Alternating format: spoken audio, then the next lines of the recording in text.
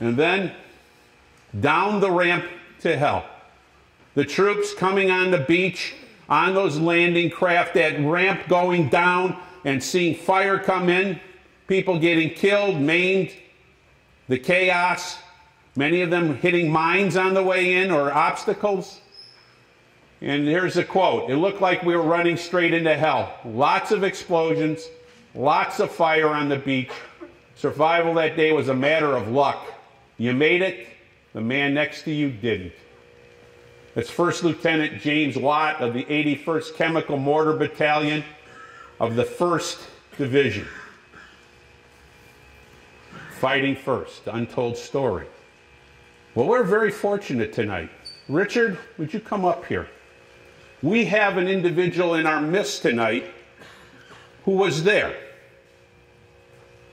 who experienced this. And I know we didn't give him a lot of prep time, but I know when I talked to him last week, he was happy to tell me where he was.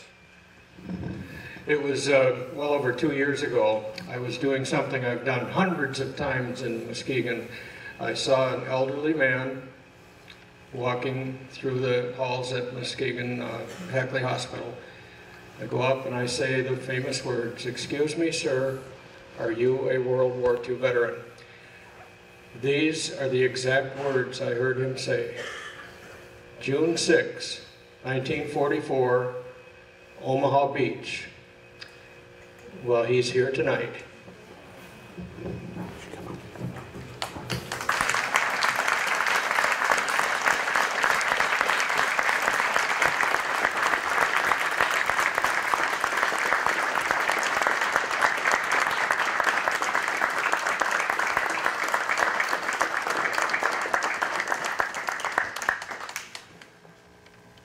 Come on in, have a seat. Ah, it's not a dirty trick. I'm honoring a hero, and I'm glad to be in his midst. Sit down. First of all, just give us your name. Albert H. Flickema. Albert H. Flickema. Okay. Where were you that day, Albert? Where was I? Yeah, June 6th, 1944. My orders were to...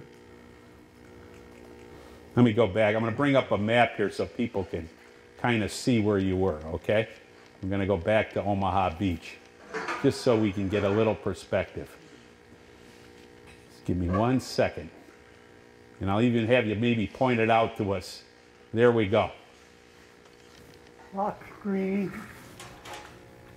Beach. Whoop, whoop, wait a minute. I'm sorry. Got away on me. Darn thing. There we go. Here we are. Okay. Fox Green Beach. Here, put that right by yourself. Fox Green Beach, and I was supposed to land on E3. Right here. And that's where I was supposed to exit the beach and head for Colville somewhere. Right here. And when I got there, E3 didn't exist. The first group that was in ahead of me were hung up on the beach, and I was lucky enough to get some, they dropped the ramp. Was in about 4 foot of water, and I'm rather short. And I was carrying bazooka ammunition on this shoulder and a rifle on the other shoulder. And I got a little bit behind the group I was landing with. And a few steps, and I was swimming. Evidently, we got hung up on a sandbar. Then I had a sergeant from Detroit that kind of pulled me through this hole, and the group was a little bit ahead of me, and Pete Dykstra, who was from Muskegon, his past, he was carrying the bazooka, and I caught up with him when he threw the bazooka away. I left the ammunition. I didn't figure it was worth carrying, but I made it in about Falls. We were under a lot of mortar fire. You can hear them coming in, and when you hear them fluttering, you hit the beach and hope they're far enough away. And finally you get up on the beach where you had a little cover, and I ended up, we were supplying gasoline for the entire beach area, and our unit was, well, we supplied 22 millions of gas for the entire invasion.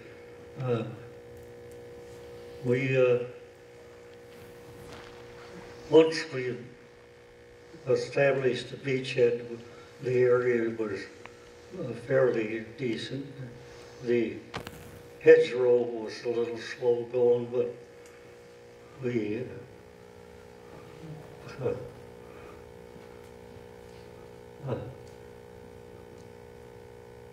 we supplied Patton when he broke loose, and understand most of the gasoline was going up the front in 5-gallon cans. So there's a lot of five-gallon cans. But I made it back home, and I've got 2 daughters and grandkids to go with it.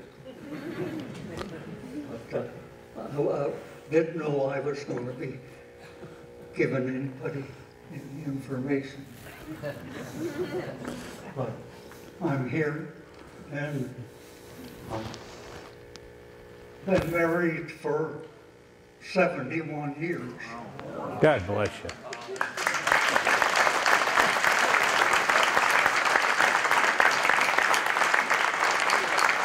Thanks, Mr. Flickema. Thank you, sir.